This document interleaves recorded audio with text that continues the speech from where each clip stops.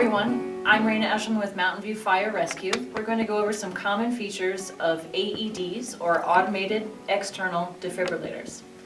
This is one model that you may find out in your community, at your gym, your grocery store, your office, or a similar public area. We're going to go over some features. First of all, when you start to use the AED, the first thing you want to do is open it up, remove the lid. First thing you'd want to do is hit the on button and turn it on. Most AEDs will run through a startup sequence where lights may flash and there'll be beeping or audible sounds to guide you, so hit the on button first. Then there's a cord that plugs into the AED, which we'll do in a moment, and a set of defibrillation pads. Now this particular model has the pads connected in the center with an X marks the spot to show you where to put your hands for chest compressions. Not all models that you may encounter out in the community will have the pads connected like this, so don't be surprised if you open up the AED and these two pads are separate. That's totally fine.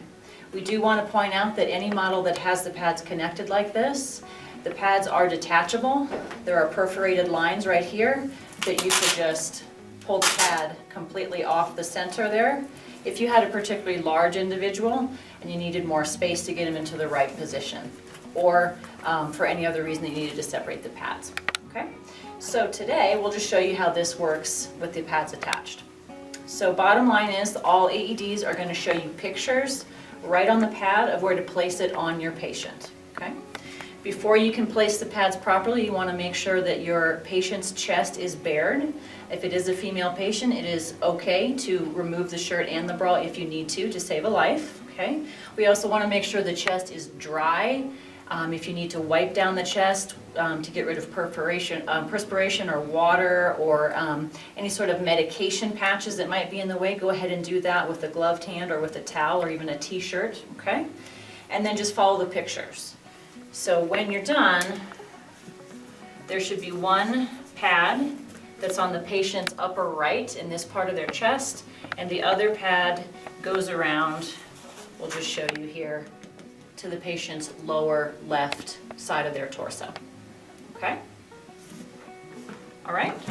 So you're going to attach the pads by peeling off an adhesive back, just like putting a decal onto your water bottle or your car. Peel off the adhesive back and then stick it firmly onto the patient's chest. Okay? If you do have a patient that has a significant amount of body hair in those areas where you need to put the pads, a lot of AEDs will come with a small razor. It kind of looks like a book of matches, and you may need to remove some hair from those contact points in order to get good contact. Go ahead and plug it in. You want to plug it in last, because as soon as we plug in the AED cord to the machine, it will start to try to read a heart rhythm. Okay, so do that last. Once it's plugged in, you're just going to follow the auditory and visual prompts on your particular AED. So, things you may hear at this point, once you've plugged it in, the AED will likely say something like, stand back, analyzing now. That's when you want to make sure that no part of your body, not your legs, not your hands, or any other bystanders, are touching the patient. Let the AED do its analyzing of the heart rhythm, and if it decides that your patient needs defibrillation, it will tell you that. You'll hear the battery charging up. It sounds like this. Boop, beep, beep, beep, or something similar. And then it will say, shock advised, or deliver shock, or something like that.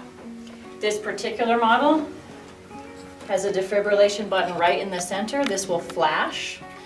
Any model that you're using will have a red button or a red light or something that clearly says shock. You're going to make sure everyone is clear, not touching the patient head to toe, then push the shock button. The machine will deliver a shock. Once that's done, then you'll go right back to your CPR cycles of 30 and 2, as we saw in the previous video.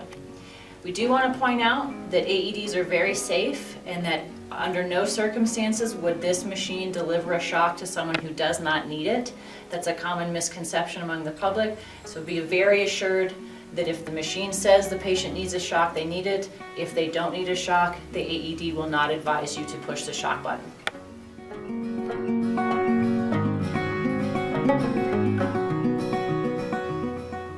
First thing you want to do is remove the lid. The next step is to hit the on button Unit OK. and turn your AED on. Stay calm. Okay. Check responsiveness. Call for help. So we've already done those Attach steps. defib pads to patient's bare chest. We're going to peel the adhesive back off and attach the pads, as you'll see in the rest of the video. Attach defib pads to patient's bare chest. Okay, we've done that. Now we're going to plug in the connector. So the correct order is turn the machine on, then place the pads, Attach defib pads to patient's bare chest. then plug in the connector. Don't touch patient. Analyzing. We're going to stand clear, make sure everyone's clear head to toe while the machine analyzes. Don't touch patient. Analyzing. Shock advised. Okay, shock advised. Don't touch patient. Press flashing shock button. Okay, clear, clear, I'm clear, you're clear, shocking. Shock delivered. Start CPR.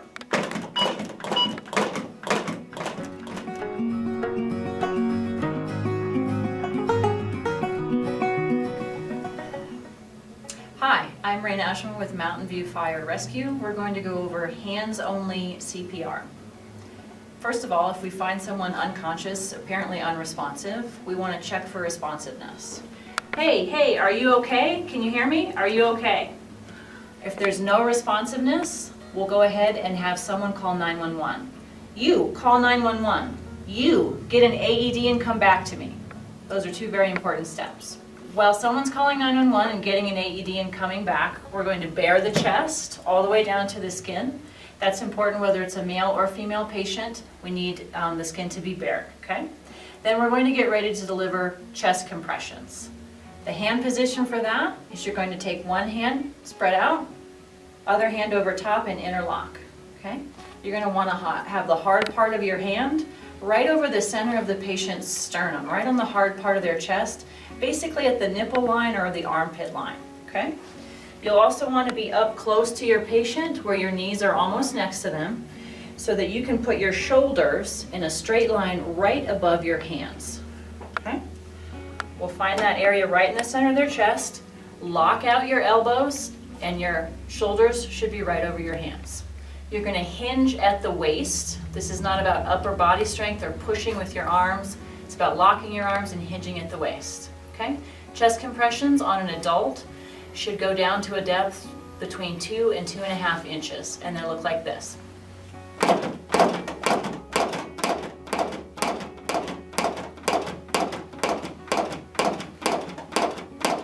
Okay?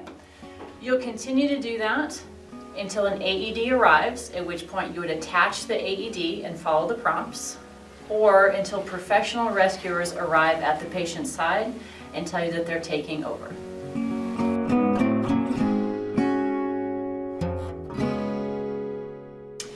Now we're going to go over the proper steps for adult choking. Okay? Things we want to keep in mind is that if someone is actually choking, they're not going to be able to move any air at all through their airway, so they won't be able to talk or ask for help. Okay? That means they have a full airway obstruction from food or another item. Okay? So if they are indicating that they're choking by making the choking symbol at their throat, we're going to assist them first of all by moving all obstructions out of the way. We're going to get behind them, and I like to put my foot in between the patient's foot. In case they lose consciousness, I will be braced with my back leg back, and I will be able to assist them gently to the floor, protecting their head. Okay?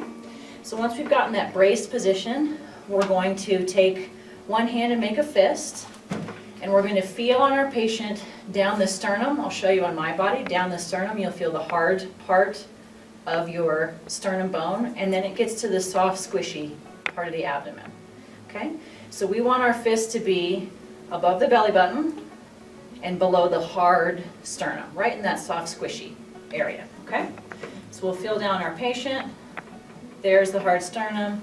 There's the belly button. We're going to put our fist right into that soft, squishy area just above the belly button. We're going to take our other open palm and wrap it around our fists. Okay?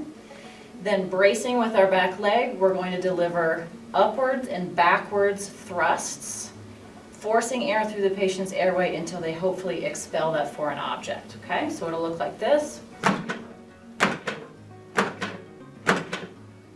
We're going to keep doing that until hopefully that foreign object pops out of their mouth. Then we're going to assist them to the ground into the recovery position. If they were to lose consciousness and go completely limp, I have my leg here. The patient will kind of be braced on my leg, and I will help lower them to the ground, supporting their head, and then we would start compressions. There is a modified body position that you can use if your patient happens to be oversized or pregnant. We want to make sure we're not doing abdominal thrust on a pregnant abdomen, okay? So what we would do is slightly modify our hand placement. We're going to use the same fist with hand over position, but instead of having it down here on the soft abdomen, we're going to move it up here to the center of the sternum, okay? And you're going to use the same thrusting technique. You're just going to do it on the hard part of the sternum like this. And same rules apply as far as continue to do that until the foreign body airway obstruction is cleared and they pop that food out of that object out of their mouth, or until they go unconscious, lowering them to the ground and protecting their head.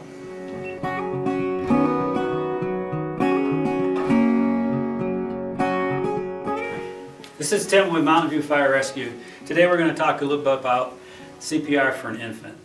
The compression rate for CPR for an infant is 100 to 120 compressions per minute, 1.5 or 1.5 inch depression, and breaths are 30 compressions to 2 breaths, just like the adult. And if it was a child, that's all the same across the board.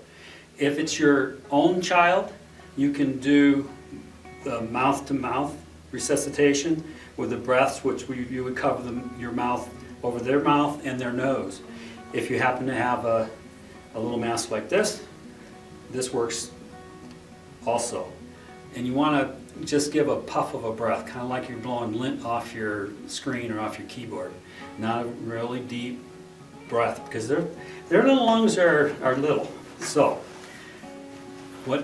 come to a scene, same thing.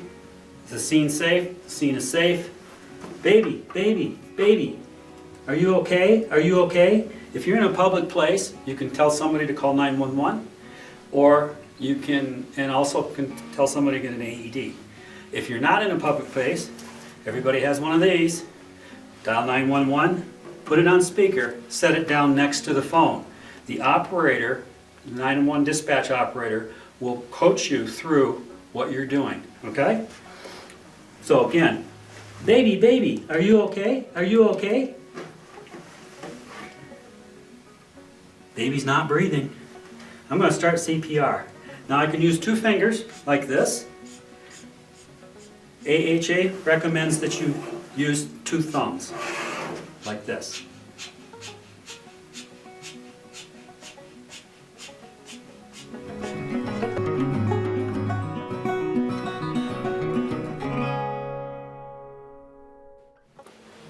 Hi everyone, this is Raina with Mountain View Fire. We're going to go over the proper steps for clearing an airway obstruction for a choking infant. Okay?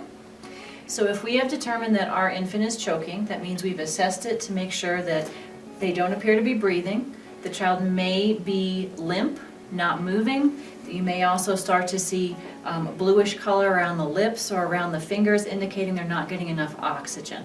That's when we would absolutely want to intervene. So the first thing we want to do is call 911, get professional rescuers on the way to assist you. Also, if there's someone else in the area, a family member, a coworker, get as much attention and as much help as possible while you're waiting for the professional rescuers to arrive. So clearing a choking in an infant has 2 steps. One step is going to be very similar to what you may have learned for doing CPR on the child. First of all, we want to get a solid surface under the child, so a chair is perfect for that. We're going to always support baby's head. Lay baby out on your arm and kind of support them with your leg as well. Then you're going to deliver a series of 5 compressions to the chest with your fingers, sharp and fast. Okay, so it'll look like this. 1, 2, 3, 4, 5.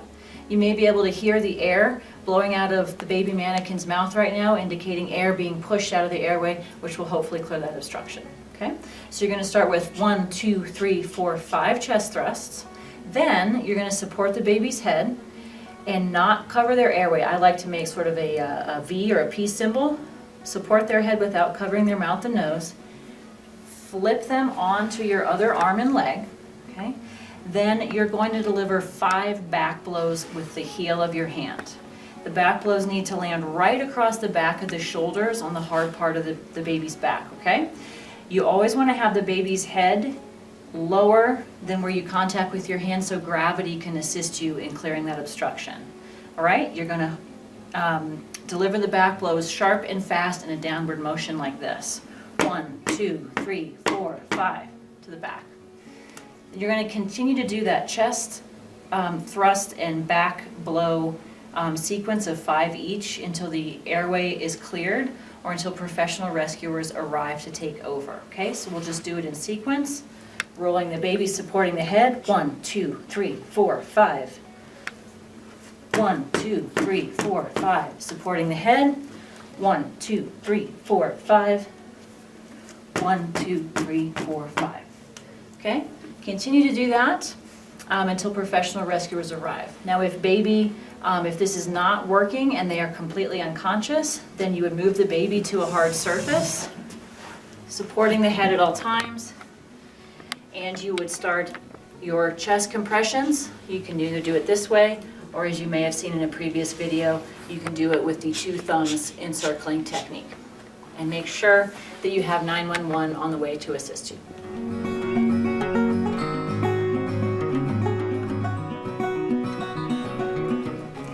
Hi everyone, Raina here again with Mountain View Fire Rescue. We're going to go over a little bit of adaptation for the adult choking technique that can be used on adolescents. So we get a lot of questions about whether we should use the adult techniques on school-aged children. So basically, it's the exact same hand placement, exact same technique. We just may need to adapt our body position so that we can be in the proper position behind the patient. So for example, if this little guy is this height, I'm way too high for that, okay? But that's all right. I'm just gonna get down behind the patient. I'll get on my knees here. I'm braced with my legs behind me, and I'll just get behind the patient using the same fist, hand over fist technique on the soft part of the tummy right above the belly button, and use the same upward, backward technique until hopefully the foreign body is expelled from the patient's mouth. So just get down on the patient's level, use the same techniques for these adolescents as you would for adults.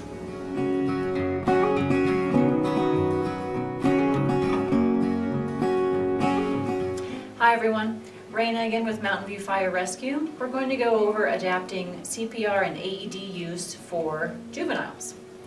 For the most part, the techniques are the same. So if we were to find a juvenile unresponsive, first we check responsiveness. Hey, are you okay? Can you hear me? Are you okay? If there's no response, we'll direct people on the scene to, you call 911, you get an AED and bring it back to me. We'll then use the same hand technique, same hand placement right in the center of the sternum, and we'll start CPR. We're going to do hands only CPR for this demo.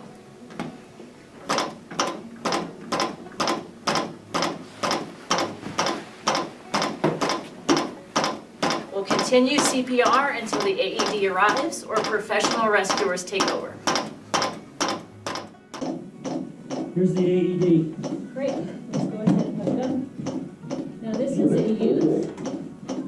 Stay calm. Check responsiveness. Call for help.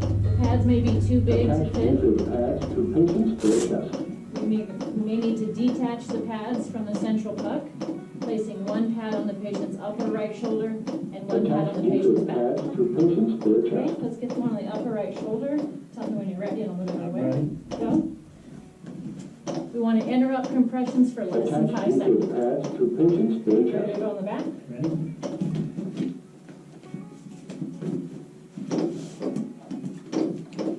Attach use of don't touch patient. Analyze it. Don't touch patient. Analyze it. Shock advised. Don't touch patient. I'm Press clear. flashing shock I'm clear. button. All clear? All clear. Shock delivered. Start CPR. Okay. So the key here is you want to Okay. coordinate with your partner to make sure that you're interrupting compressions for less than 5 seconds, to place one pad on the front, and on a youth, the other pad goes across the shoulder blades on the back. Whatever you do, you want to make sure that the pads, the front and back pads, are never touching each other. So if the patient is so small that putting both pads on the front would make the pads touch, that's when you want to tear them apart, put one on the front and one on the back.